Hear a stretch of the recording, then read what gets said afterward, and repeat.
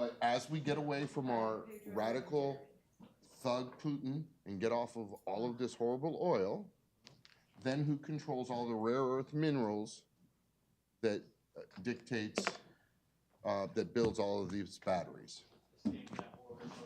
No. It's the next guy up. You're not making me feel any better today.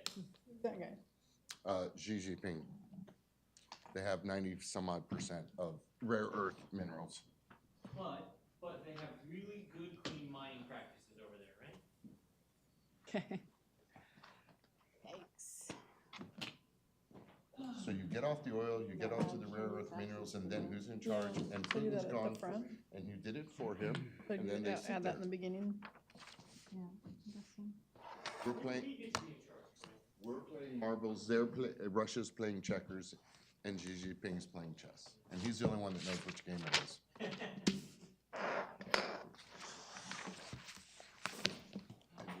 We're not recording yet, right? Well, yeah, The light's on. the light is on. What light? That All light right. over there is not on. Can we edit Blue that? light over there is not on. It's off. That blue light is a misnomer. That only says that I started the audio recording. It doesn't really say anything or speak to live streaming. So we could be live streaming. There you go. Were you out on in front of Chick-fil-A this morning?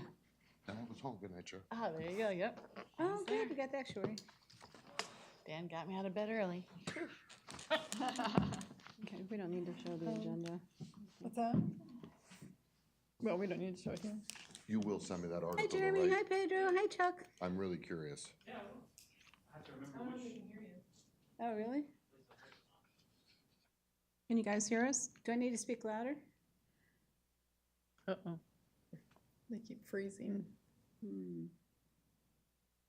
Well, they're both on mute, but they don't. Yeah. That means we can't hear them. So we don't know if they Reach can out, Mr. Carr. Unmute them.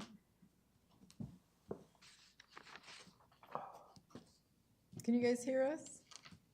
Pedro and Jeremy? Give us a wave. Should we do the wave? She can start it. Yeah, right. Okay. Yeah. Renee, you missed it. Oh. We'll go again. Okay. Yeah, Microsoft update pushed out last night. Oh, is that messing with all these? I think so.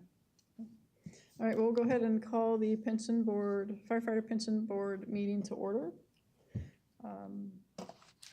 We'll go ahead and do the Pledge of Allegiance.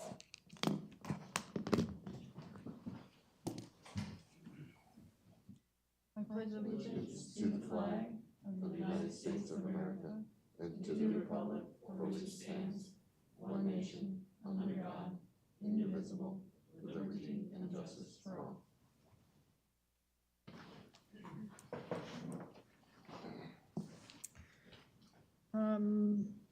Go ahead and start with our open forum. Don't see anyone, nobody from open forum. I wanted to go ahead and add an agenda item, if you guys are okay, to excuse the absence for Kenny last meeting. We can put that at the end with the other excuse. Absences. So first, you want to do roll call, Miss Ann? Okay. We started that last time. I didn't know we needed to, but okay. Chair Neiman, Here? Secretary Saran, Here. Trustee Hill is not here. Trustee Mahoney, Here. Trustee Saraki, Here. a quorum is determined. Thank you. So the first item on the agenda is approval for the minutes from our December 1 meeting. I have one update. And it's number 4. The plan used to have a interest rate of 7.5 instead of 7.25. Oh, okay. Go ahead and make a motion to approve those with that correction. You say you're gonna make a motion or you need a motion? I did. Oh, second. Any discussion, any questions? Sorry, All I'm a those in little- favor? Aye. Aye. Any opposed? Second item is discussing the actuarial evaluation results on the alternative interest rates. We have Chuck Carr, who is on the Zoom call, to go over the sheet that has been included in the agenda. It's for the retirement plan for the firefighters of the city of Oldsmar, October 1, 2021 actuarial evaluation results based on alternative interest rates. Hey, Chuck, can you hear us?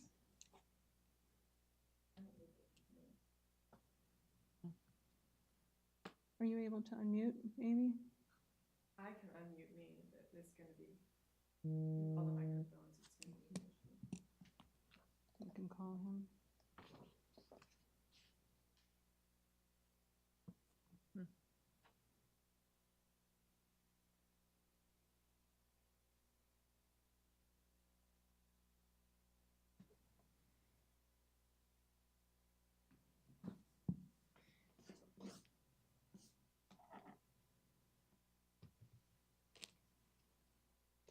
And because we're not under the emergency order, we can't have them phone in, correct? They can phone He in. can It's just phone in. the trustees who can't. Okay.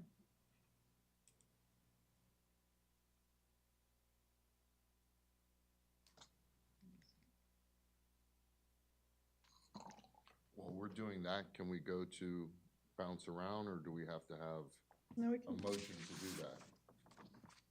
We can bounce around, I believe. We can, No, it's up to you guys. Usually there would be a motion to suspend the rules for now and then to jump to something else, and then you would go back to the rules of the day, but that's up to how you guys want to do it.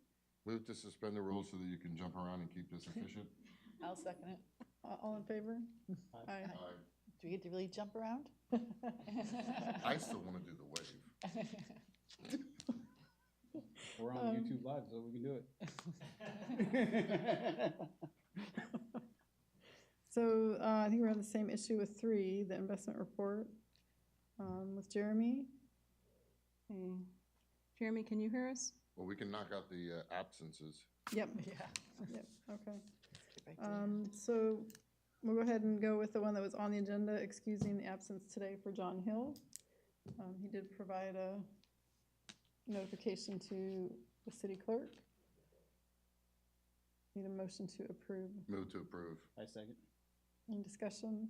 All in favor? Aye. Aye. Any opposed? And then the second would be excusing the absence for Kenny Cerrone from last meeting. Move to approve. I'll second it. Any discussion? All in favor? Aye. Okay, approved. We can go to 7 now. I knew that's where you were gonna go.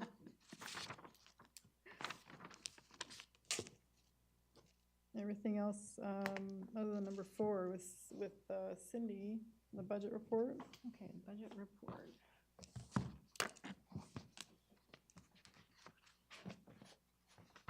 I do have Jeremy's phone number, if you can call him. Okay, the budget report, this is through December 31st, 2021. And basically, I don't see anything that's out of the ordinary for this report. It's early in the fiscal year. We had $5,223 paid to the plan administrator, and then $1,250 paid for legal counsel. Also, we had $167 paid for some travel expenses for Paula Saraki. And otherwise, that's all we had for the quarter.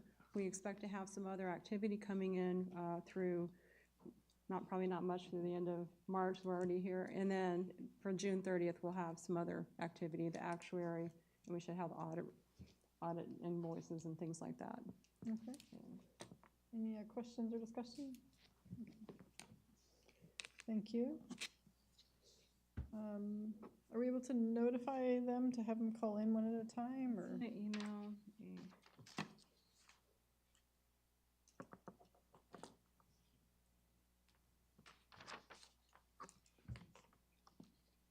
Or we can,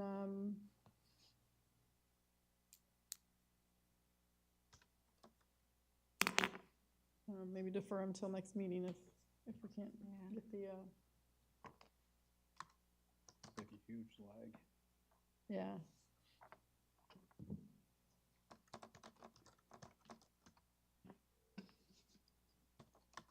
There you go. Can we just put you on the speakerphone? Okay, Jeremy's calling. okay. Hold on. You can stay on the Zoom. We can see you. Can you hear us?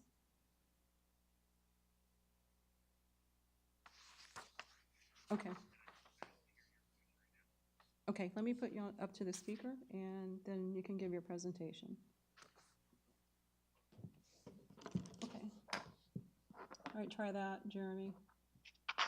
Okay. Y'all hear me okay? Yep. So y'all forgive me, so you've already started the meeting and you're at that point, or you're just getting ready to get started? We've already started the meeting. Oh, okay. Well, then let me pull this back up then. Okay.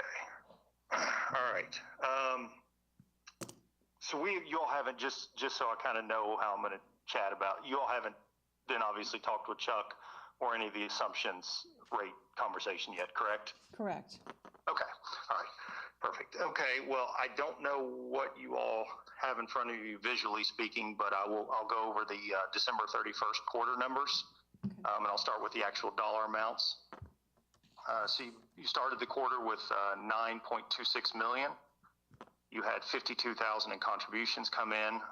Another strong earnings quarter of 403,000. Paid out 21,000 in distributions and had 6,600 in expenses. So the ending balance was $9,689,720.28. And then the next couple pages in the packet are just the accounting of that. Any questions about dollar amounts or any of that part before we go into the investments? Okay, hearing nothing. I don't know what page it would be for you all, but it looks like maybe page 13 because I'm using your the link for you all. So it shows the returns. So obviously, as we saw with a $400,000 increase for the quarter, it was a really strong mark. Returns at 4.33% for the quarter. Similar story as what we've seen. Equities continue to drive the market. The fixed income actually was slightly negative for the quarter, so really strong equity returns. And actually a very good quarter in the real estate portfolio as well, up 9.5%. And I'll kind of, unless anybody's got any questions about that quarter, I know since we've turned the calendar to 2022, that's probably a little more pertinent to where we sit today, unfortunately. January, the market took most of those returns from that December quarter, took them back from us. And then February, we actually got off to a nice start in February. We're starting to see a little bit of a rally. And then, of course, everything with Russia and Ukraine hit, and the market has taken a serious hit. Saw a big rally yesterday, and so maybe hopeful that kind of ride the ship, but back down negative again today. The economy was able to overcome the really huge inflation hit over the past year in the prior quarter, really the whole year. And I just saw today it's up to 7.9%. So consumers were still continuing to go out, purchase goods, purchase services. So that's where we're still continuing to push through that inflation. But this war with Russia and Ukraine has been a little too much for the market to overcome. Of course, now we're seeing huge increase in the price of oil and energy, and that's one of the single biggest drivers of inflation. So now we're adding that to the inflation mix. And of course, not only just the price of gas going up, but all the goods and services that you consume energy to make them, and then of course to deliver those products to the end user. If those costs start to skyrocket as we've seen over the last couple of weeks, that's going to continue to, of course, drive inflation up even more, and that's certainly creating a big headwind for the economy right now. We've seen that the last few weeks has been very difficult, and we've definitely given back all of the gains we got in the first quarter, if not even a little more as we sit today. A little bit of good news on that front is I saw an interesting chart just a few weeks ago that showed other major global events over the last, say, 100 years, including something like 9/11, for instance, and other world wars and things of that nature. And while they have, potentially large short-term impacts, they were all short-term. The market typically could recover fairly quickly from these events and continue to push forward. Again, when you're looking at a long-term chart. So, our consultant is still suggesting that there's some good economic indicators should we, get past the current trials and tribulations that we're facing globally. Again, with the Russia-Ukraine incident, and then just, the inflation that is definitely skyrocketing at the moment. So this report has a lot of good numbers in it, but since things look so much different today, I figured I'd kind of touch on that as we sit here. And I know, again, this kind of segues into another conversation y'all are going to be having. We talked about the last meeting and possibly looking at assumption rate change. And I know you've got the results of different options that are on the table for you today, and you're going to be talking about that. I don't know if you all want me to interject any thoughts as it relates to that, or wait and maybe come back at a later juncture. And I'll leave that up to you all, or if you have any questions just about the individual investments or something you want me to speak to further. But I will pause and Okay, hear what you all have. Chuck Carr will be discussing the interest rate assumptions. Yes, he'll present his findings or the results of a study, and then I can also provide some insight from our consultant, as I've spoken with him about this recently, to kind of say, hey, what is their take on the current interest rate assumptions and what their recommendations would be. So I can speak to that part, but Chuck will definitely go over his findings with you all. Okay. Any questions for Jeremy? No. Okay, thank you, Jeremy. Okay. All right, thanks. I'm going to hang up and we'll call Chuck.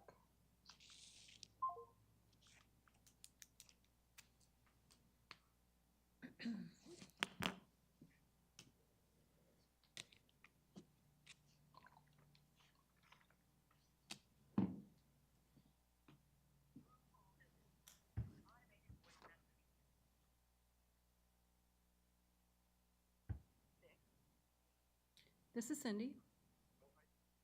Hi.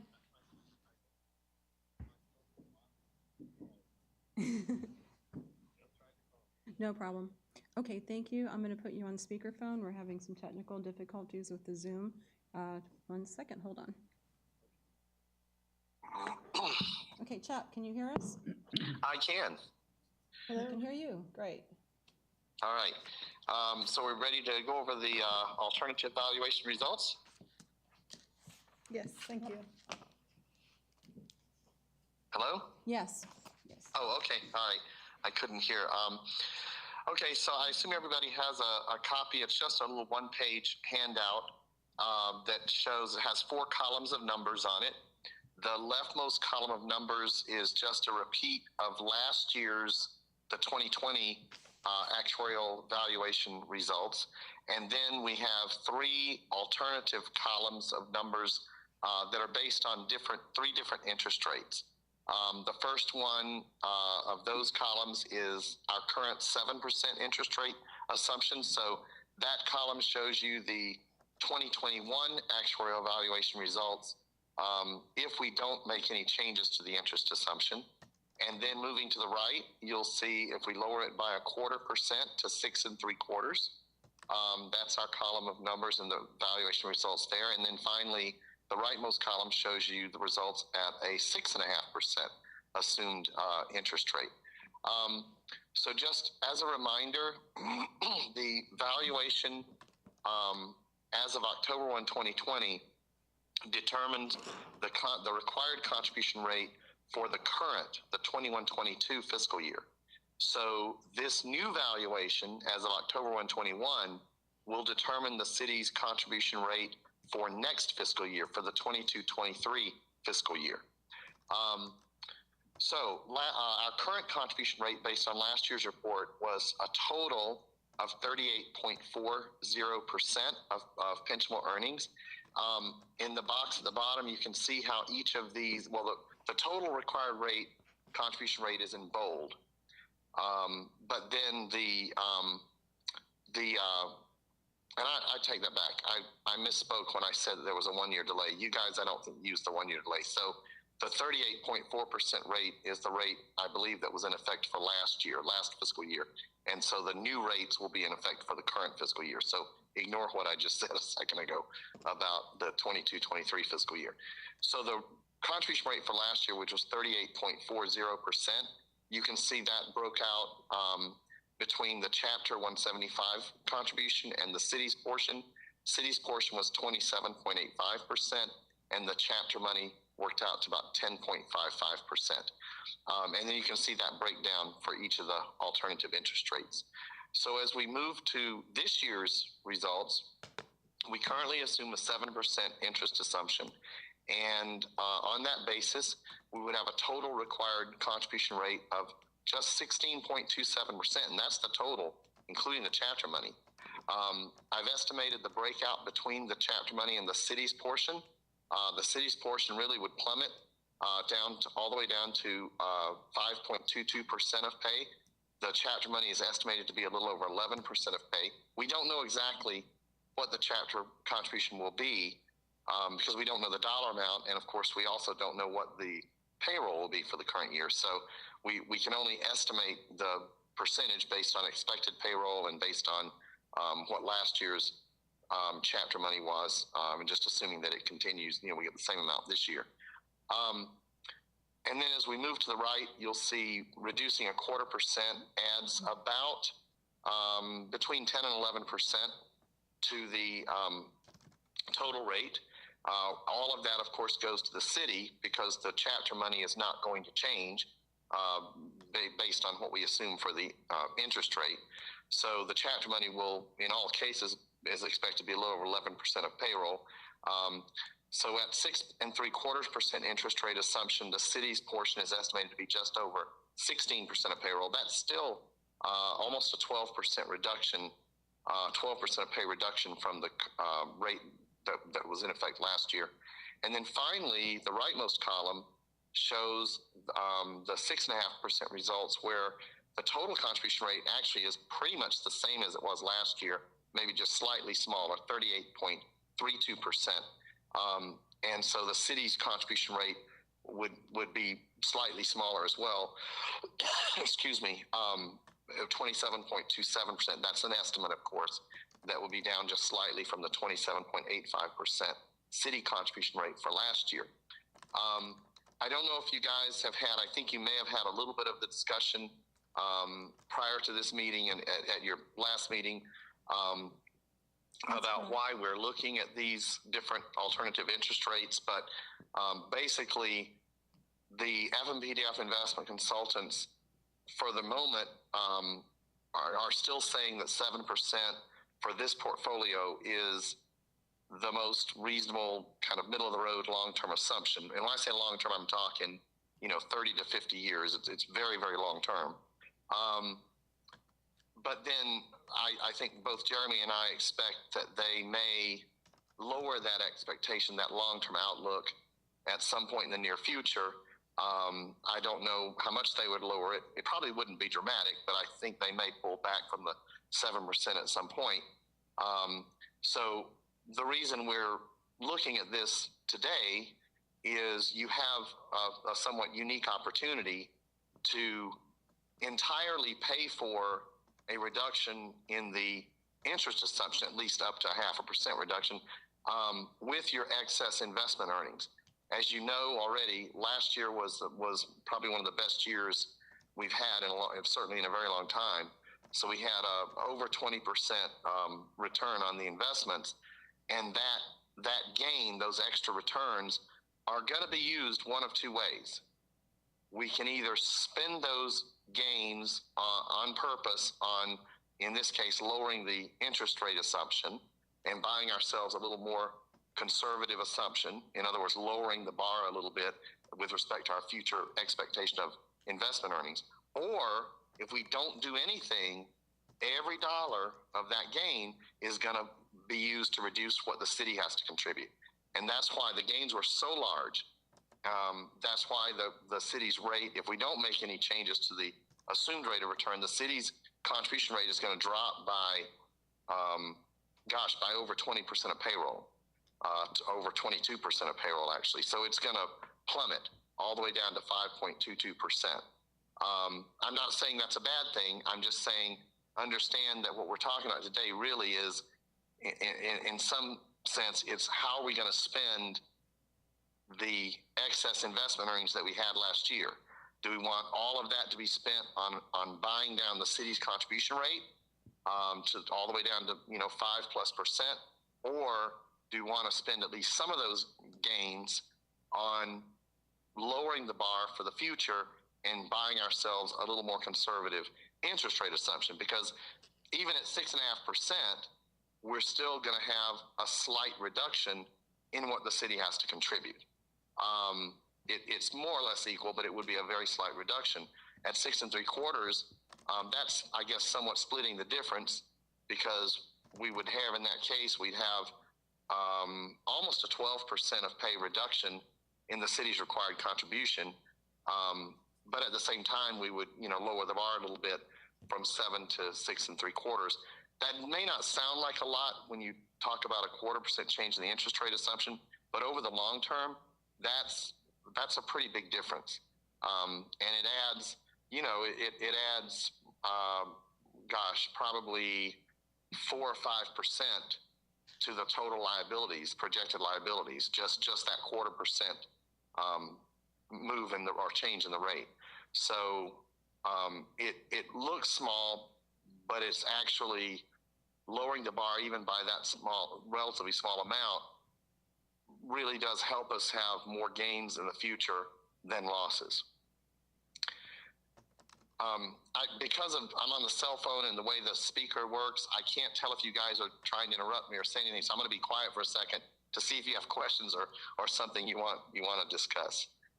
Any questions? I thought that this was brought to us by a formal letter from them recommending a move. Yeah, this came from, it was initiated by a letter we received from the state of Florida indicating that they recommended we lower our interest rate assumption to around 6.8, I believe. Chuck, are you familiar with that letter that went out? I am, and I would, with all due respect to the state, I would say don't place too much importance on it. FRS has lowered their rate, as I understand it, to 6.8%, but you guys are not FRS. You're invested differently, and so what's more important, far more important than that letter from the state, is what are the consultants telling us? What are your consultants telling us? Which your consultants, of course, by default are the FMPTF investment consultants. And Jeremy has had more recent up-to-date conversations with them than I have. But that letter from the state, what happens is the state ultimately reviews all of these actuarial reports. Sometimes it takes them 2 or 3 years to get around to reviewing a particular report. Sometimes they subcontract the job of reviewing reports to an outside actuarial firm. In this case, I believe they subcontracted it to the same actuarial firm that happens to be the actuaries for the FRS. So that letter represents, even though it's not really clear, it represents the opinion of that outside actuary, who obviously is not involved with FMPTF. It doesn't even necessarily represent the opinion of the state. It certainly is not something that, it does not at all mean that the state, that you're at risk of losing your state acceptance or something if you don't go lower than 7%. That is not at all what that letter is saying. It may be kind of implied, but that's not at all what it's saying. Those letters were prepared by the outside actuarial firm, and they just put it on state letterhead and they got sent out. So I wouldn't place, it's one actuary's opinion. I wouldn't place too much importance on that letter. You can certainly consider it, but it really is just a recommendation from an outside actuary to you. It's not even really a recommendation from the state. Okay, any other questions? Discussion? Oh, Well, thank- I have a question. So if the estimated city portion goes down, what, does that offer up more money? Does the city have more money to spend on other things or, Yes, okay, such as payroll, things like that? correct. Okay. It won't be payroll. Yes. Yeah. I wish, but Any other questions for Chuck? No, thank you. Okay, thank you, Chuck. Okay, thank you. I'll have my cell with me, so if you need me again, just call me back on the cell, and I should be able to hop back into the meeting if I need to. Okay, great. Thank you so much. Okay, good luck to you guys. Thank Talk to you you. later. Bye-bye. Bye-bye. Okay. Right, any discussion regarding the interest rate? I thought maybe if we could give Jeremy a call back, and I think he had some input on it. See what his recommendation is. So I wonder how accurate this is gonna be if, you know, things change because of all the Hey, stuff Jeremy, going can on. we put you back on? Yeah. We're gonna, okay, hold on. Okay, Jeremy, are you there? I am. Okay. Go ahead. Okay. Jeremy, so Chuck just gave us the overview of the assumption rates. And Okay. we were just gonna kind of see what your thoughts and suggestions and recommendations were on the results. Okay, perfect. Yes, so I did speak with the consultant for the FMPTF, and I don't know exactly, of course, what Chuck told you, but I've had this, we've done several of these meetings already, so I'm guessing I know fairly close to what he was sharing with you all. And so just to build on what he would have already told you, I did speak with a consultant very recently, going into meeting with all the different boards who are considering this to see their thoughts. And I'll try to give you the very short version, which is while they would still say that a 7% long-term assumption, meaning 30 years plus, would still be appropriate, they do look at that every single year, as Chuck probably alluded to. And while they would say that today, they would also suggest that it's possible that long-term rate is going to change. Now, they don't know if it will or won't until it does, but they do predict or are foreseeing that we're going to see the slowdown that we've kind of been discussing for a period of time now over the next 5 to 10 years or so, where they're thinking something much more like 4 to 6% on an annualized return. Of course, any 1 year, a lot more, a lot less. And then as you start to move out 15, 20 years, maybe that starts to look like more 6.5%. And then at the 30-year mark, for instance, it looks like 7% as we sit today. But they would tell you, even though, again, the 7% works today, if the board feels that it's prudent and fiscally responsible, they would strongly recommend that you all do take a look at going ahead and making a reduction of that interest assumption rate. The reason being is that we know over the next few years there's an expectation that it's going to be much lower. But then to build on that, if you were to wait until, say, you start to see a bit of a downturn for a year or multiple years in a row, then you may be caught in a situation where they're recommending you lower it and you're coming off a bad year. So the financial hit to the contribution rate could be much more drastic, because of course you're gonna have a hit from a bad year where you're gonna see an increase, and then if you were to try to lower the assumption rate at the same time, it's gonna really increase that contribution rate a lot more. So they would definitely recommend going ahead and moving it down. Again, if the board feels that it's prudent and that that's not going to put the city in any sort of financial burden. Of course, this is a board's decision, as I know Chuck would have already alluded to, but you certainly want to take into account what is affordable and what's not. And I know, looking at the results of this study, there's some definite flexibility to move down without creating any new increased costs. And so they would definitely strongly recommend you take a look at one of those options. Any specific questions that I can maybe answer that as it relates to that? Or No, I don't think so. okay. Anything else for Jeremy? No, thank you. Okay, thank you, Jeremy. Okay, all right, Right. thank you all. Bye-bye. Okay. Okay, call Pedro.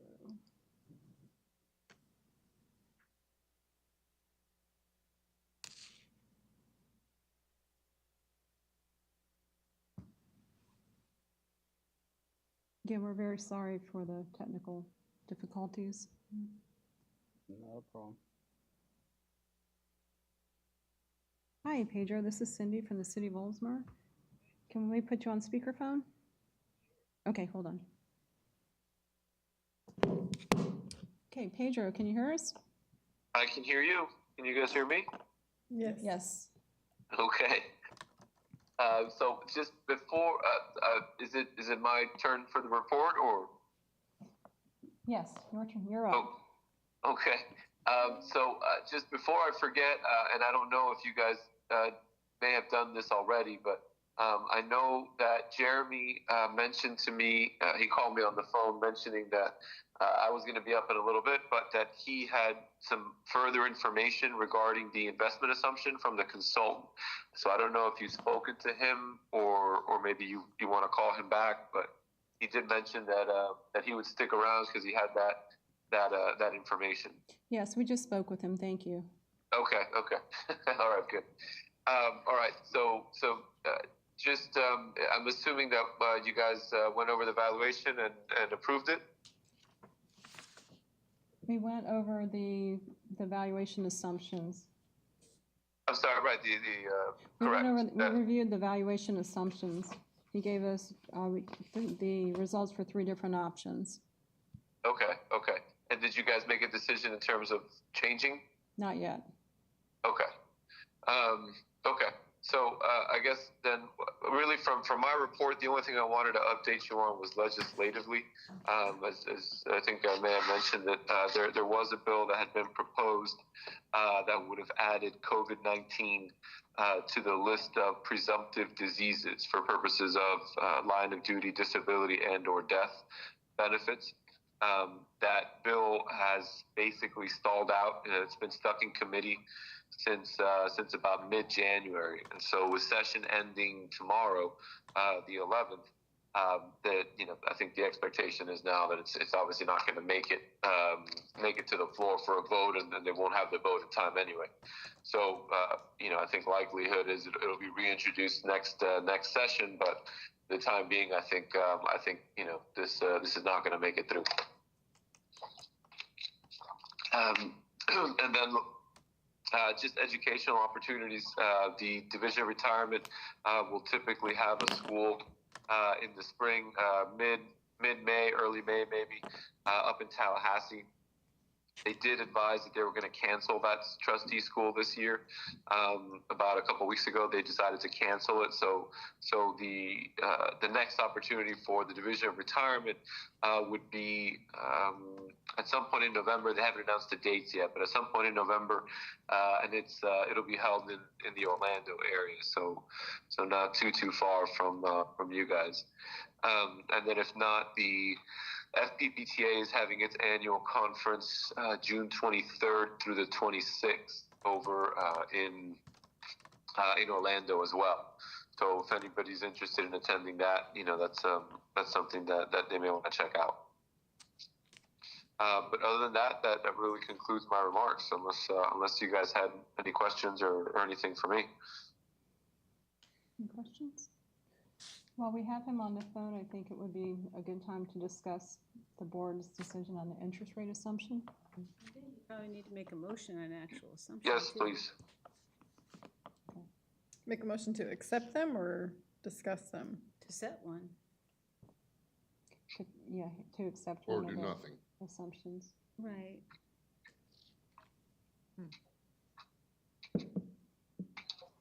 So Pedro, what would you recommend our motion be? We need to accept the assumption options or? So I think just in terms of kind of just crafting the motion, I think you could phrase it so that it would be a motion to change the investment return assumption effective with the 10/1/21 or maybe the 10-122. I don't know kind of where the discussion was, but either this year or next year, valuation report, and then you would insert whatever the new rate is. What's the rate you guys are thinking about doing it, and when would you want it effective? And then I can craft a motion. So we haven't really even discussed it yet, so that was the question. Oh, okay, I got you. Just for purposes of discussion. So I think you could open it, I think if somebody wants to just start, again, for discussion purposes, make the motion to lower the investment assumption rate of return to, they pick something effective with the 10-121 valuation. And you could always, as part of the discussion, you could always change it. You could always amend the motion or just, introduce a new motion, however you guys want to do it. Okay, so for discussion purposes, I'll make a motion to consider the reducing the interest rate assumption for the actuarial evaluation report for October 1, 2021. Anybody second? Well, what percentage are you thinking? Or, I think I'm just making a motion to discuss lowering it. oh, Do we need to? I think we should discuss lowering it because interest rates might go down anyways, right? Sorry, are you seconding my I'm motion? seconding your motion, sure. Okay, open for discussion. Anybody go ahead. Looks like 6.5 sort of keeps us where we're at currently, doesn't it? The contribution rates. Yeah. Yeah, it does.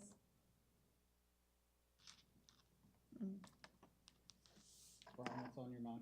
I know, he's trying not to. Go. I'm waiting for you to say something, Brian. I'm really confused and baffled by the differing commentary from, we get a letter recommending it to, well, you don't really need to pay attention to that. So I'm getting pulled both ways. I think currently we're in a 60-40 split as far as the investments go, and that over time it's still gonna hit that. I think if you're gonna do it, now's the time to do it, because if you look on a historical basis and you go backwards, every 10-year period in the history of the stock market, there's a couple down years, and it's been 6 years since we've had a down year. So something's due, and then that's gonna come into play. I don't wanna overburden the city. I wanna make sure you guys are taken care of, you know that. I don't wanna overburden the city. I think a 6.5 may be too much. I would definitely be supportive of a 6 3/4. But again, I wish we had clearer guidance as far as which direction to go. But with that being said, we're still aren't we at like 110% funded? Yes. Yes, that's correct. So there's all of these overriding things that baffle me. I did go back and do a kind of quick analysis all the way back to the start of the plan, and it came in very close to 6.75% over the life of the whole plan. So I thought that was very interesting. And I think this would be a good opportunity to make an adjustment, if the board decides to do that. I would rather meet somewhere in the middle. I think, my recommendation, obviously it's the board's decision, but where you land, that would be from the city's position. Okay. Kenny? I mean, I'm with Brian. I mean, you do 6 1/4. 3/4? 3/4. I mean, yeah. My initial gut thing was thinking, let's go with 6 1/4 just to sort of meet it halfway. Yeah. Yeah, I was thinking the same thing too. It's a small reduction, but it's covered with the fund. And like they were saying, now's the time to do it, if we're gonna do it. So I will amend my motion to consider an interest rate assumption reduction to 6.75% for the actuarial valuation report October 1, 21. Second. Any further discussion? Okay, all in favor? Aye. Aye. Any opposed? Okay. So approval of assuming or reducing that assumption rate to 6.75%. Okay, I will communicate this information to Chuck Carr. He will proceed with preparing the valuation report based on 6.75%. Okay, thank you. Thank you, Pedro, and I think that covers everything unless there was any other questions or discussion. Okay, so need a motion to adjourn. Oh, that's it. I'll second it. You gotta move it. Okay, thank you, I'd like to Pedro. make a motion to All adjourn. right, thank you, and I apologize second? for Okay, not I'll being second it. there. But Here we go. I think we may have mentioned it, but Caroline was supposed to attend, but she kind of came down with the flu yesterday, so we've been scrambling a little bit. So I appreciate the board accommodating us. Excuse me. Thank you, Pedro. Thank you. Okay, everybody, take care. Take care. Bye-bye. Bye-bye. All in favor? Aye. Aye. All right. Any opposed? Okay. All right, thank you. Aye.